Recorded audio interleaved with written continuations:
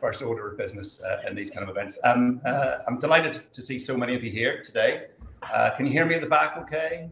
All right, good. So my name's Hugh Odling-Smee, and you're very welcome to the Lindhall Library for this whistle-stop tour through the journey from page to screen of The Lonely Passion of Judith Hearne, the original novel by Brian Moore. And this film was directed by Jack Clayton, as Annie mentioned. So I'm the manager of Film Hub NI, which is a British Film Institute project, which is based at Queen's Film Theatre up in Belfast. I've worked there for like 10 years or so. Promoting film and screen, what we call screen exhibition, so working with cinemas right across Northern Ireland. But part of my job is to advocate and to speak for films of the past and to introduce new audiences to these films as much as possible.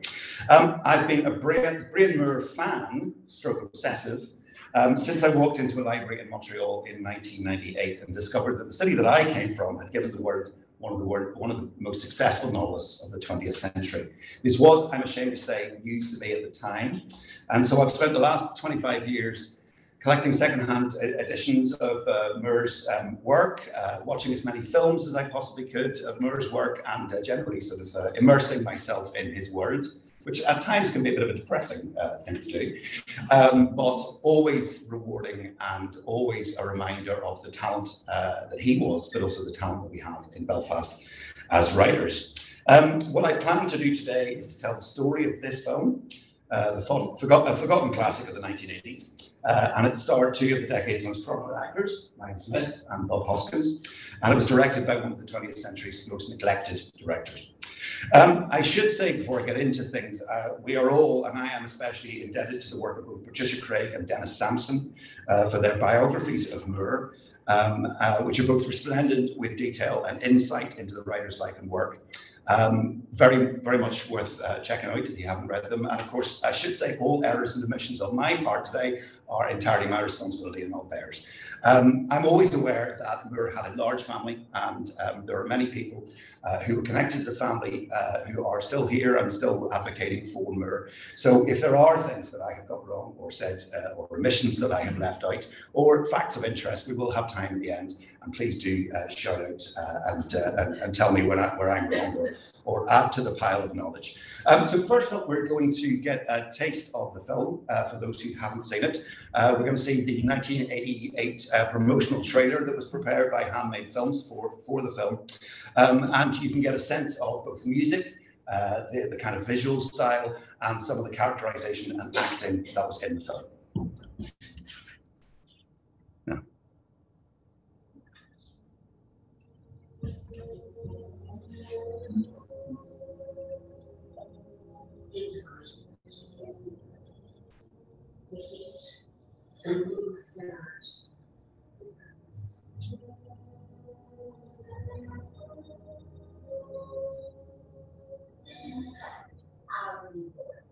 This is my brother James. That moment, please and show.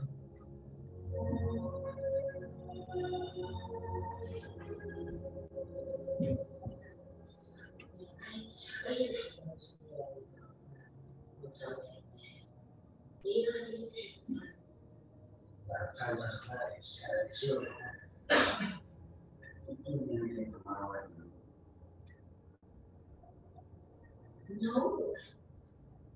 Don't believe I am. Okay, well, we'll take a show. I do that. She's such a coward. That boat must not be exclusively alone. She's got a place. So the future prospect will keep it here. That's right. I'm just something right. I can trust it. What? It's him. Uncle. So we get rid of it. Is there a reason I have my own James standing? Standing trees. I am going to be able to do a very dark. Who's that? That's you, brother. Oh, I should have thought of those. Well, I see.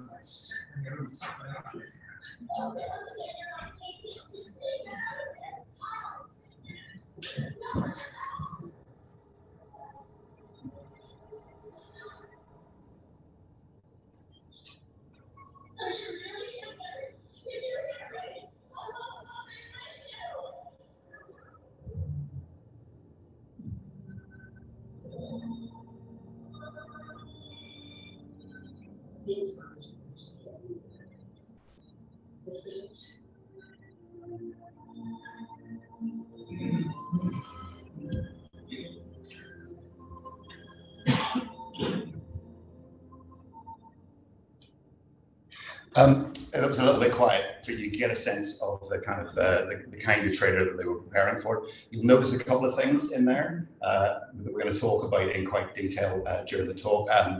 The placement and the location of the film, but also B, the nature of the ending. You'll notice the kind of, it's a slightly kind of upbeat ending. We'll talk about that later on as we go in. So let's start with the novel first. Originally titled Judith Hearne, The Lonely Passion was added later by the American publishers to give it, I don't know, more understanding to the audience perhaps. And we'll also talk about the man who wrote it. So a whistle-stop tour of Moore's life. So he was the son of a prominent doctor in Belfast, and he developed a gift for writing at Holy Family Primary in the Newton area, and then almost lost it again during a tumultuous period attending St Malachy's on the Antrim Road. Moore left school and spent some time exploring what passed for bohemian life in 1940s Belfast, until his joining of the Air Raid Precautions Unit in 1940 really changed his life. Derided by the complacent Belfast citizenry, the ARP were suddenly thrust into action by the bombing of Belfast by the Luftwaffe in April 1941. They were at the centre of the dramatic events of those 3 nights, which saw Moore, still a boy in many respects, work in the makeshift morgue in Peters Hill, coffining bodies and body parts from the dead. Obviously, the best account of this and the inspiration for his novel, The Emperor of Ice Cream, which very brutally describes that process that he went through really as quite a young man. To give a sense of how dangerous this work was, 34 from a force of around about 150 ARP men and women died during the Belfast Blitz across those 3 nights of the Blitz in Belfast.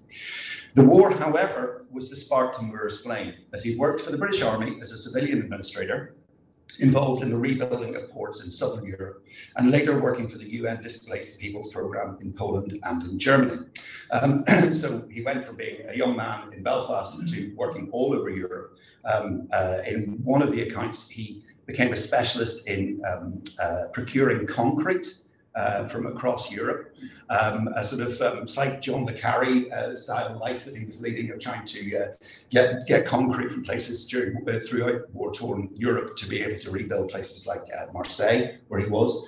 When the port was bombed, when the Germans left, he was working to rebuild the port. So that kind of work, meeting interesting people, working across a war-torn Europe. So really he'd gone from quite a kind of humdrum life, which he describes in Emperor of Ice Cream, the boredom of a young man in a small town like Belfast, into being thrust into the world's events right across Europe. He returned to Belfast at the end of 1946. And then his father unexpectedly died, and that, coupled with a burgeoning love affair with a Canadian woman, led him to emigrate to Montreal in 1948. He worked as a copy editor and reporter for the Montreal Gazette, and he then began to develop as a novelist, publishing 2 very high-quality thrillers under assumed names until he began his first novel proper, Judith Hearne. He said at the time, "I discovered in writing what I felt about my past. I left Ireland with the intention of not going back, but my reasons became clear only when I wrote that first novel. It was then that my bitterness against the bigotry in Northern Ireland, my feelings about the narrowness of life there, and, in a sense, my loneliness living as an exile in Canada, all focused on producing a novel about what I felt the climate of Ulster to be." So Moore quit his job. He took a cabin in the Laurentian Hills in Quebec, and he chose, as he said, Joyce to be my guide. The writing of the book was a dicey affair, with Moore being hit by a motorboat while swimming in the Laurentians and suffering a bad head injury. That's an incident that is echoed in a novel called Cold Heaven that he published around about the time that the film came out, 1987. And amazingly, he did get the novel completed, but he faced the usual round of rejections until it was taken up by Andre Deutsch in 1955 to immediate and startling acclaim. So he was set fair on the novelist path, and for the next 44 years, he produced a stream of novels, short stories, and journalism that put him firmly in the top rank of English-speaking writers, with his books exploring themes of faith, betrayal, sex, and politics, all of which are very much at the fore in Judith Hearne and in The Lonely Passion of Judith Hearne. Judith, however, was the most successful of these he ever wrote. It's regularly mentioned in the list of influential 20th century works. It has never been out of print, and it is perhaps the premier Belfast novel. That's quite a big statement, but I think considering the success of the novel, it's fair to say. Described as a bleak post-Catholic novel and a short book about a lifetime of longing, the novel's story of a middle-aged spinster, her frustration and loneliness, and the gloomy, vicious Belfast of the 1950s would at first seem to be unfertile ground for the movies. However, the novel was such a success in terms of its printing, in terms of its sales, it was no surprise that other creative minds in Hollywood began to look to it for an adaptation. Let's see. So this is Daniel Petrie here, and this is John Huston, who you'll recognise as well. So the first was Daniel Petrie. He was the director of A Raisin in the Sun and later Fort Apache, the Bronx, who began to develop a script of a stage play with Katharine Hepburn attached. When Hepburn couldn't commit for more than 3 months, the plan was shelved. Petrie commented that at the time, Brian Moore had done several drafts, the final one setting all the action in the boarding house where Hearne lived.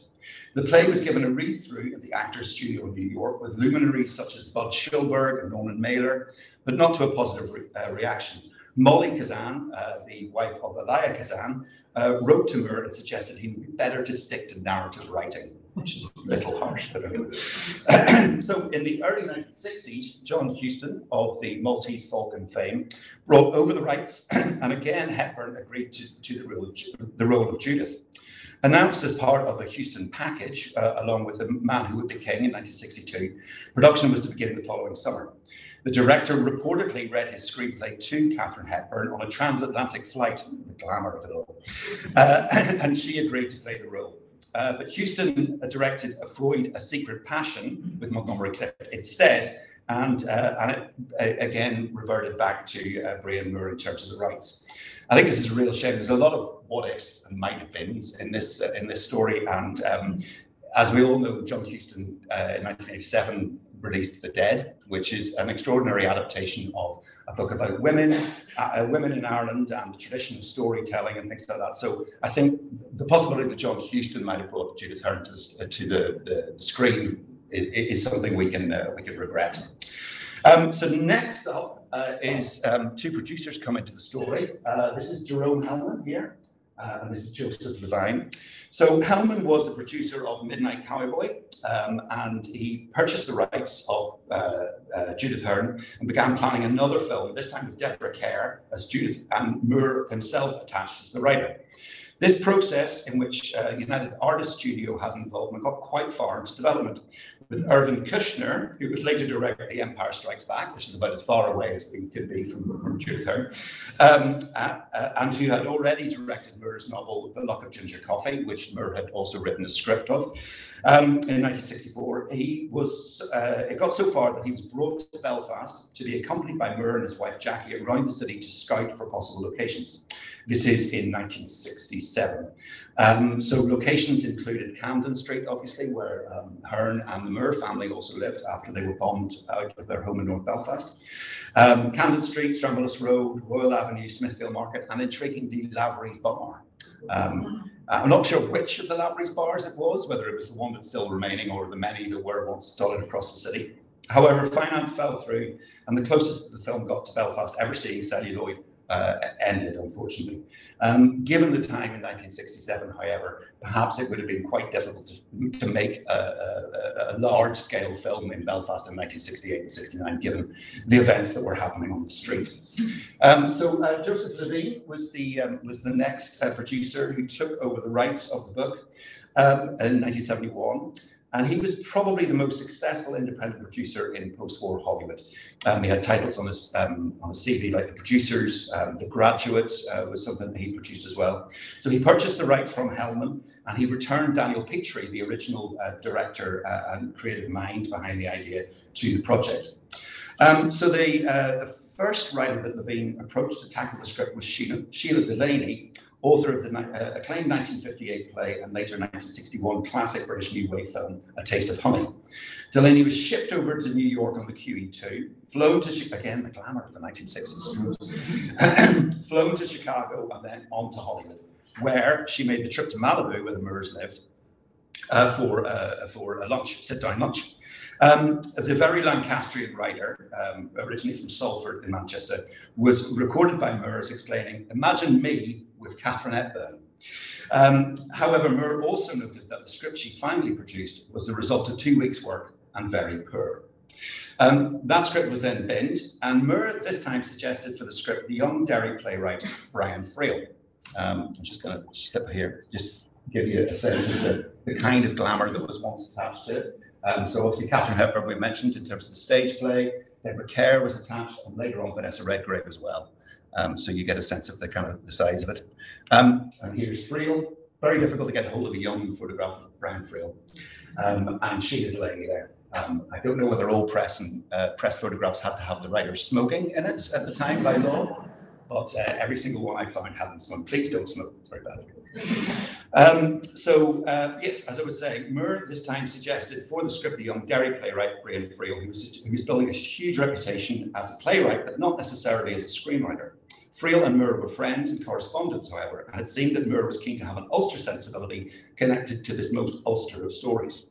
Moore wrote to Friel, in fact, saying, "I know this sounds un-Ulster and extreme, but it is much easier to say it to you in print than to your face. I am the first among your admirers." Quite a garland for Friel. So Friel did produce a script in the December of 1972 during the most tormented year of the Troubles. Over the next few years, the script was in possession of, again, Catherine Hepburn and Vanessa Redgrave, as mentioned. But the ending that Friel ascribed to Judith was seen as too downbeat. In his version, different from Moore's novel, Judith walks the streets of a shattered Belfast, searching for a new boarding house to live in.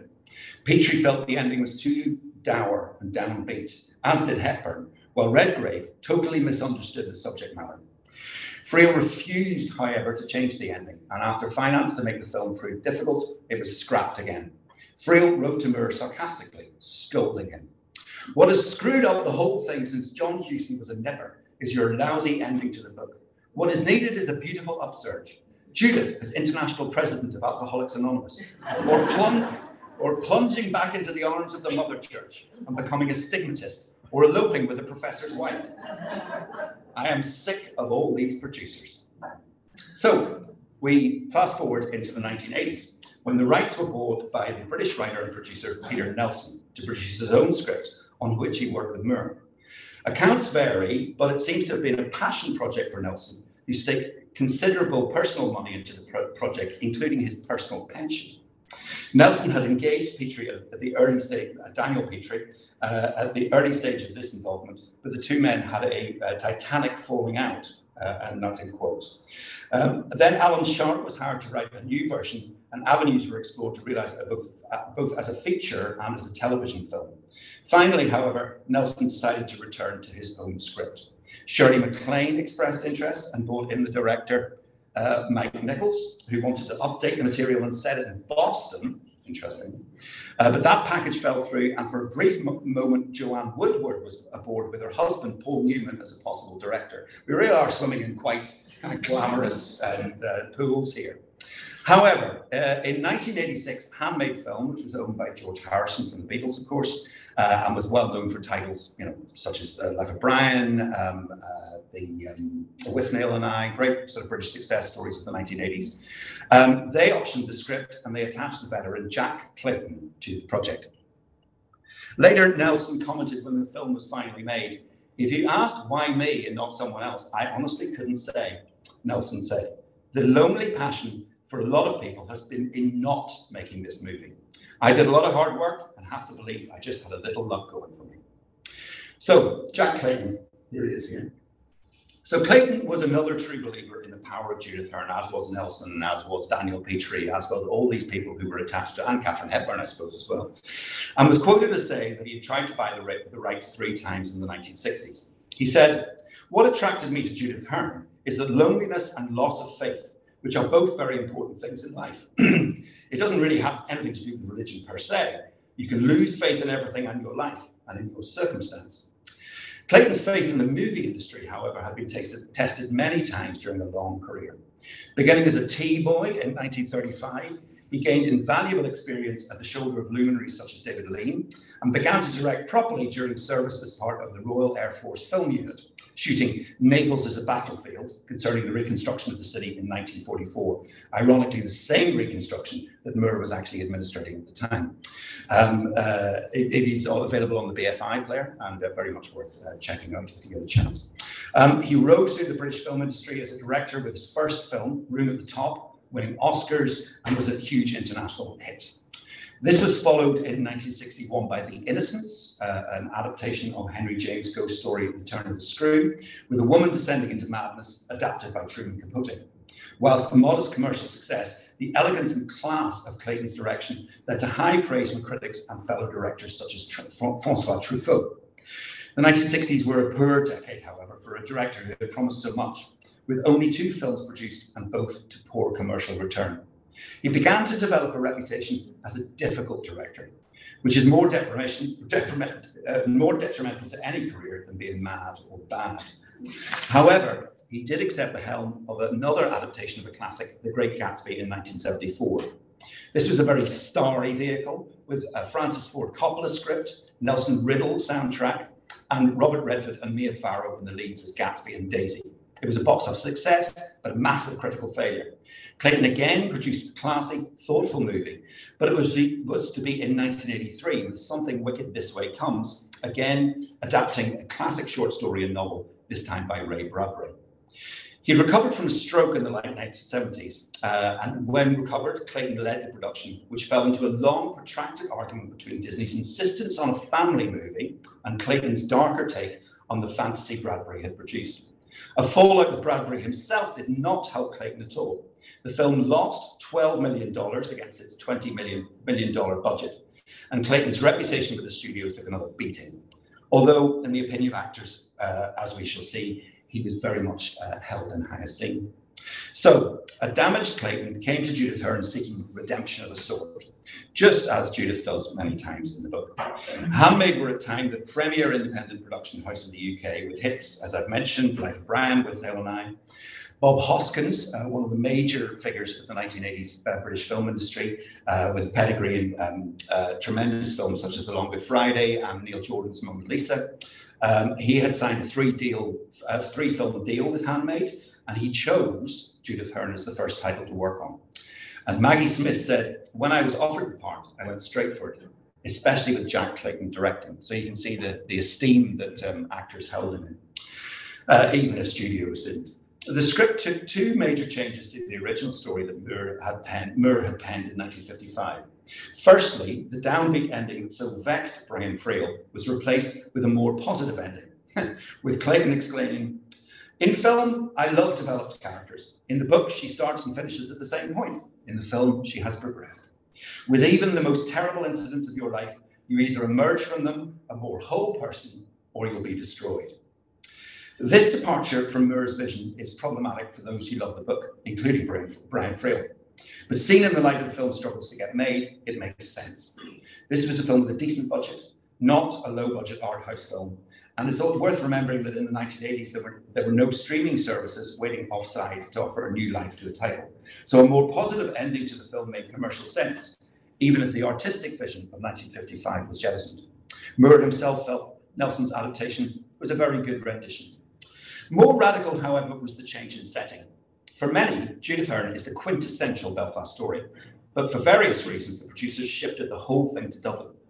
The local film critic Brian Henry Martin has pointed out that by losing Belfast, the story loses its most important character.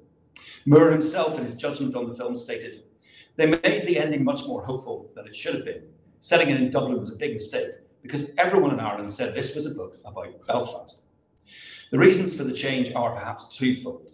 One is the practical problem of filming a large-scale production in the Belfast of the late 1980s, as you can imagine for those of us who lived through that period of time. Insurance was practically impossible to get hold of for a production of this size, and certainly to big stars like Hoskins and Smith. It would have been very, very difficult to bring them here and to film in the city at the time in terms of getting that insurance. Secondly, Moore's Judith Hearne is shot through with a kind of sectarian commentary that Moore wished to skewer. And again, in the 1980s, it was thought that international audiences would not have developed an antennae to understand or process this kind of discourse. But it's arguable, of course, that they ever will, but that's maybe for another discussion. These two reasons brought production to Dublin in 1987, with final financial backing coming from Elton John, who was named as the production associate in the credits. Elton John was often a friend to the British film industry in the 1980s. He would be the last checkbook of need when things needed getting over the line. In fact, there were a number of, George Harrison was very similar to that. He was the sort of person you would ring up and say, I need £2 million to finish the film, and he would come through with the money. And so definitely Elton John's role in pushing the film over the line was very key. So in terms of the film itself, it's a classy production with a stellar award-winning performance by Maggie Smith, and excellent ensemble control from Clayton, and a roster of supporting actors giving excellent work to camera. Most notable amongst these is Ian McNeice as Bernard. You saw him bursting into the room there with extraordinary hair. And he plays the nephew of the boarding house's owner. Described by Pauline Kael, he's described by Pauline Kael as looking like a wax angel made out of rotting tallow. And he gives the picture of Baroque touch in amongst the sort of 1950s gloom. Some of you, those of you who have watched the film recently, you'll spot the legendary Aidan Gillen making his first film role in 1987 as well. There's a very interesting making of documentary that accompanies the 2019 Blu-ray release. And from that, we can surmise that the shoot seemed a harmonious one, with Clayton marshalling the two stars well and the ensemble excellently. The voice coach, Brendan Gunn, who some of you may know from Belfast, worked on the film. And he said it was a very happy sort of set, although Maggie Smith was slightly aloof, which maybe it sort of suits Judith's character, I'm not sure. And so on the film's travels across film festivals and previews before it was set to enter the cinemas, reaction from critics was very strong. Philip French of The Observer wrote, Maggie Smith is outstanding as a middle-aged spinster heroine, destroyed by Catholic repression and middle-class gentility, but finally gaining a painful self-knowledge. Rarely are shame, humiliation, and despair so frankly confronted in the cinema. So why is this excellently made, well-received film not fully known? When one turns to the period dramas of the 1980s, does one think of Room with a View? One does not really think of Judith Hearne. One reason is perhaps that the timing was not right. Described in the Village Voice magazine in New York as the feel-bad film of 1987. Perhaps the Times demanded something more upbeat, yuppies and mobile phones and people driving off in Porsches, and beautiful Italian scenes with young people falling in love. They demanded something more upbeat than Moore's vision of a woman trapped by her own hubris and circumstances. However, more prosaic, these two gentlemen play their part. The real reason why the film was busted flush at the box office was a tale as old as time. The machinations of the cinema industry. A distribution deal was struck with Cannon Films that was owned by these two cousins, the Golan and Globus, who were Israeli filmmakers who had basically taken over large sections of the cinema industry in the UK. They own, in fact, a third of the UK cinemas, including, as we remember, they took over the ABC, which was down on, what's the street? Gravatory Street now. So that was Cannon Cinema for about 5 or 6 years. So these guys owned a large amount of the cinemas of the UK. So they were key to getting your film in front of people and eyeballs. In a very untimely manner, however, Handmade Films launched a £1.6 million lawsuit against Canon for unpaid video revenue. So these were the distributors, and then the producers of the film then launched a lawsuit against the distributors just before the film was due to come out. So Canon being Canon, and if you ever wanted to learn more about Canon films, there's a tremendous documentary called Electric Boogaloo about the story of their rise and fall in the film industry. Electric Boogaloo being the title, which gives you the sense of how they ran their industry and ran their business. Canon then cancelled the launch of Judith Hearne, and it only opened in cinemas in January 1989 to a very, very limited number of screens. For those of you not in the cinema industry, the key to getting a film, especially in the 1980s and 1990s, is to get as many screens as you can on the opening weekend, and word of mouth, and then marketing comes behind that, and then it slowly becomes the success of it can. But essentially, taking out a third of the UK cinemas was very difficult, especially when you have a large player in the market. Other cinemas will notice that and say, well, we might not take that film either because we don't want to take it if Canon aren't taking it, because it's all quite sort of symbiotically connected. So the film took a total of 112,190 upon its entire release. To give you, this is a bit of an unfair comparison, but to give you a comparison with the film of that era, Mike Hodges' Morons from Outer Space made almost 2 million box office. So you can see the impact that removing those films, the film from those screens was very problematic. So Brian Shingles, who worked for Handmade Films, he commented at the time, the problem was it was booked for 1 or 2 weeks and we couldn't extend it. And the film opened to good business, and had it been able to move properly, we might have done something with it. Once a film loses its momentum, it's very difficult to pick that up again. I remember Jack Clayton saying, I don't know if I will ever make another feature film again. And indeed, this was the last film that Jack Clayton made for cinema. He made one more film for TV called Memento Mori, which is again worth checking out. He was a very good director, and I think he was a very unlucky director in many ways. So how do we evaluate this film, which was strangled at birth, and which has had a strange afterlife through VHS and later the Blu-ray reissues? The strength and continued interest in the novel plays its part, with readers intrigued by the filmic version, and of course the presence of Maggie Smith in British cinema over the last 30 years, coupled with the late Bob Hoskins' presence as well.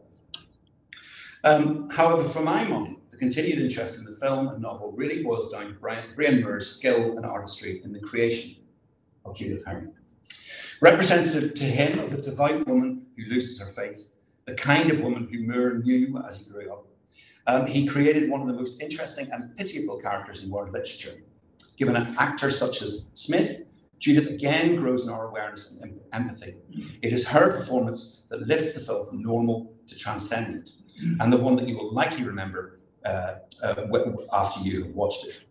I think there are questions that arise from the story. John Huston is one of them, what might have been, but also the fact that Friel's script still sits in the National Library of Ireland and the Brad Friel collection down there. If you're ever in Dublin, it's very well worth going in and reading it. It is very downbeat. Essentially what Friel did was, you were walking through war-torn Belfast, so it was set in the 1950s, but the final scene sort of updated it without being overly blunt, but it sort of updated it for audiences. I think Friel intended it for audiences then to think of the Troubles and to think of the Belfast of the 1970s. So it's quite an artistically interesting thing to do. And so the city that Judith Hearne is so connected with has never had a chance to see itself on screen and to see Judith in Belfast. Other what-ifs, Bernard McClaverty, who is obviously connected to North Belfast as well, and Brian Moore's doctor was his family doctor when he was growing up. He admitted that he had a script version in a drawer somewhere that he wrote in 3 days, which is quite extraordinary. When he was asked after the success of his films Cow and Lamb, whether or not he would look at Judith Hearne, and so he wrote one out, and he said to me that he'd never shown it to anyone, but it sits in the drawer. It's a book and a film that surely has another life. and surely has another another chapter in this sort of torturous story to get it from the page to the screen. And we can, maybe think about the return of Judith to Moore's chosen context in the bigoted, gloomy, repressed Belfast that he grew up in. We can but wonder. Thank you very much, ladies and gentlemen.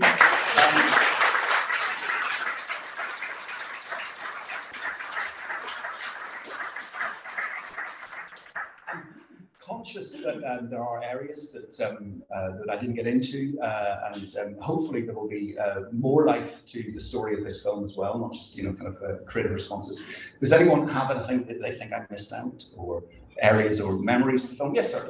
Well, like everyone else, I guess I was dismayed at the decision to set the make the film in Dublin, and I've often wondered since if anyone had considered actually using a Northern England industrial town as a background, because I think that's what they did with the film 71. Yeah. They used an industrial town. Blackburn, I think. That's right. Yeah, that's right. It works horribly well. And it gives you some sense of a place, whereas Dublin was so completely different. Yeah. I like having a film about Glasgow and setting it in Edinburgh. Well, yeah, I think that's the issue around it. I mean, they're such I wouldn't say oppositional cities, but they're very different character about them. And so, I couldn't really find an awful lot of discussion about the locations. Yeah. And discussion of the location. It seems to have been a very quick decision made by Handmade Films. It was the 1980s was an easier time to make films in the south of Ireland as well, because that was the early days of tax breaks. It was the early days of Ireland setting itself up as a location for the world.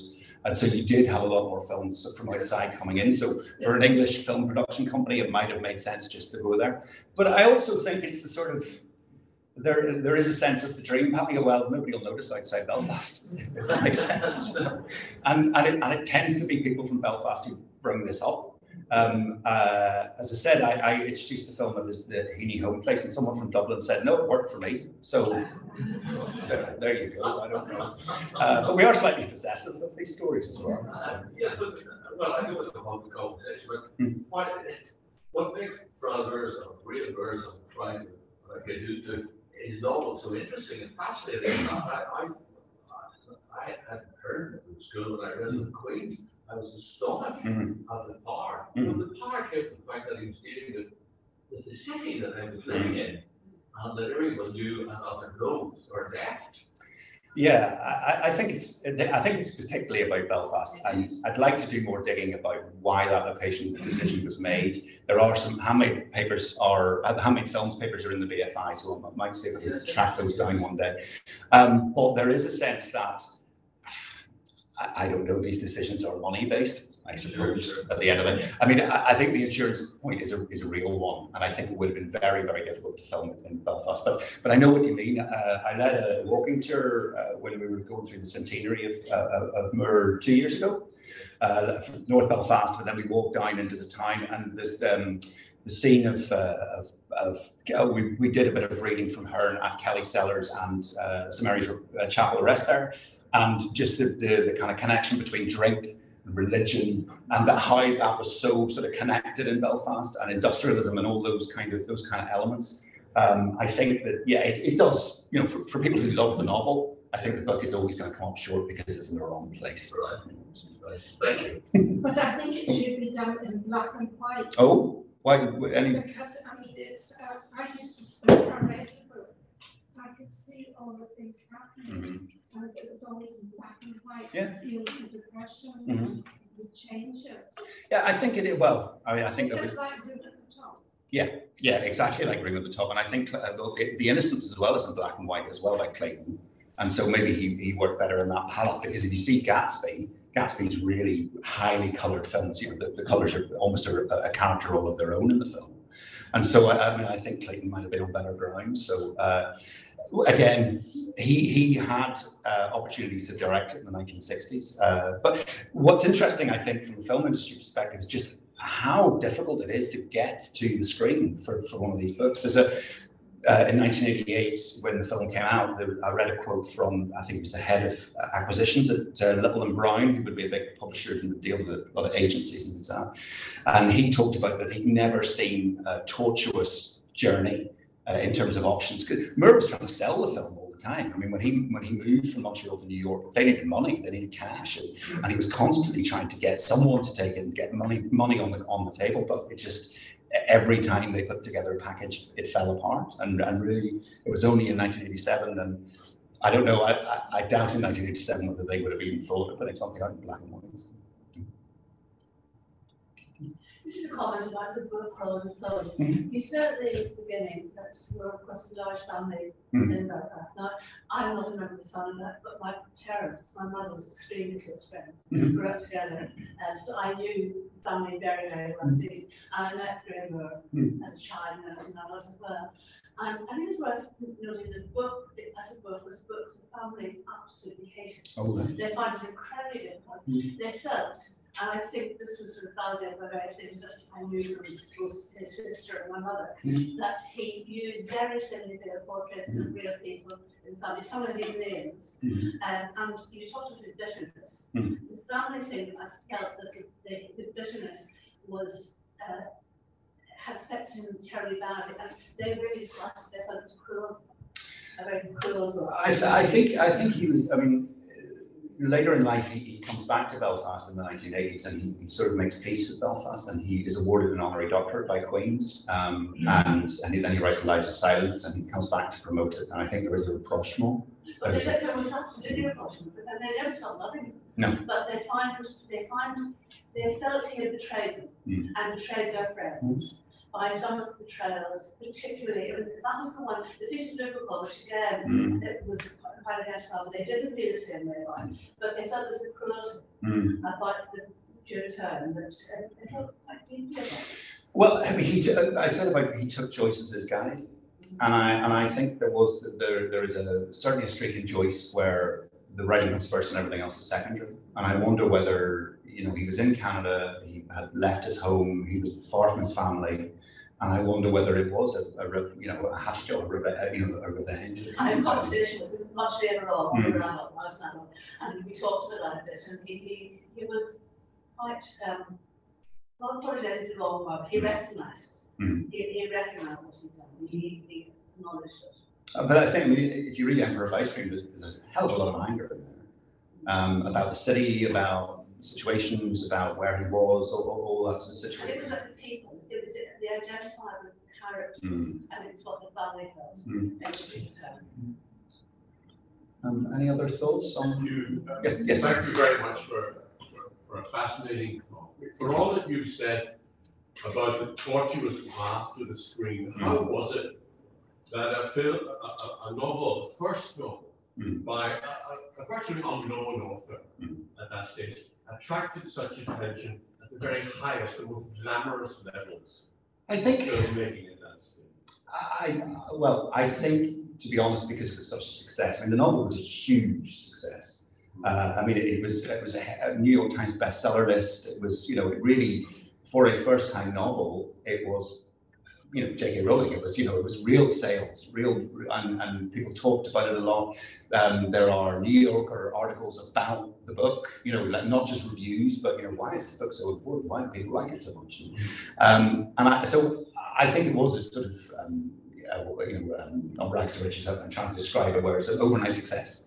And it was one of those things. He was also in New York, so he moved from Montreal down to New York in the late 1950s. So he had a much more, he was there. He went to the actor's studio. He was talking to, he was in that kind of milieu, I think. But Petrie, Daniel Petrie, who really was the driving force initially in the initial kind of plans, it wouldn't have been a huge player in Hollywood. But he seems to have been the person, reading some of his letters, he seems to be the person who fell in love with it most and really wanted to see it. He first wanted to see it as a play, and then he secondly wanted to see it as a film. But I would say one of the things about Hearne, it's been in print ever since it came out, which is quite an achievement, but also it's one of those kind of books that you fall for. And, it's the kind of book that if you were at your friend Catherine Hepburn's house, say, for the weekend, or Cary Grant's house, and it happened to be on the coffee table, you'd pick it up and you'd fall for it. You know, it's so well written. It's so Hearne is such an extraordinary character. But probably they'd never sort of read a character like that before. I mean, the whole thing is that Moore sort of wanted to flip Stephen Dedalus. They wanted to make a female Stephen Dedalus who would take us through this world, this strange city of Belfast. So I think people fell in love with it, and there were the potential of the film, and what I said at the end there, you know, there's still potential in the novel for new creative things. And, I mean, I wouldn't like to see a virtual reality version of Judith Hearne, but there is definitely more potential in it, and I think that's really between the lines. I'd love to get a very large grant to go and explore this area for 2 years. But from what I've read, it just seems to be this sort of thing that they fell in love with. I'd love to find out why Catherine Hepburn was so in love with it. You know, why she fell for this novel. She's attached about 3 or 4 times down over 20 years. She kept on coming back to the book. And, you know, a figure of that nobility, you know, I mean, really in the top rank, really in the top 3, 4 sort of stars in the world, to have taken this you know, an interest in the novel from Belfast is quite amazing. Thanks. You'll know the bit in Emperor of Ice Cream where the bombs come and Gavin is on the roof talking about how you know, he imagines Hitler looking at a map of Belfast and how amazing it was that we were suddenly on the world stage. Well, I've never seen that. When, you know, Murmur said a bit when Catherine Hepburn was picking up his novel, that you know, suddenly it was being Never heard Hitler and Catherine Hepburn mentioned the same. That's what you get at the Lindenhall Library. Was any other thoughts before we sort of wrap up? Yes, at the back there. Thank you.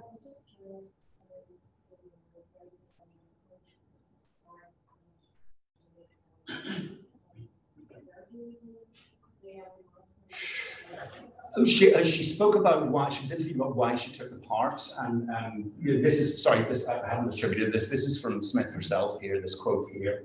I think. I mean, again, she fell in love with Hearne, I think, and the idea of it and the possibilities. She's the best thing in it by a country mile. I mean, she seems to have, she's a great actress, but she seems to have really inhabited it.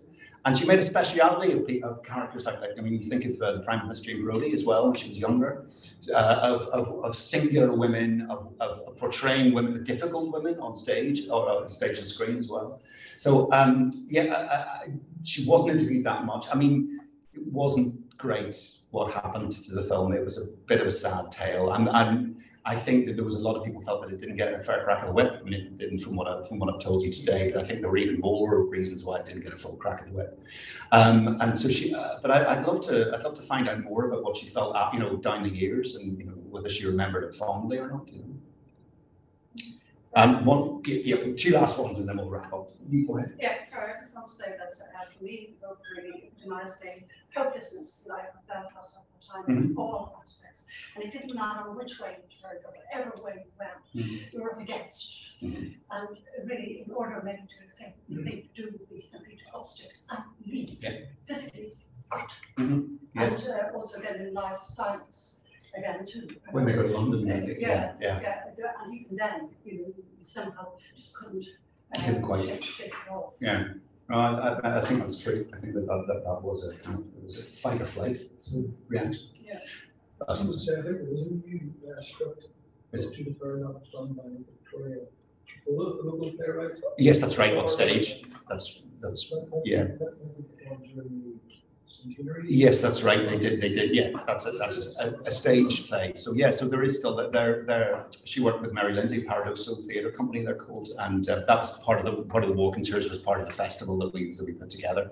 And yes, sorry, I should have mentioned that there is still a life there, and it's interesting that younger artists are still responding to it, and creating new works from it.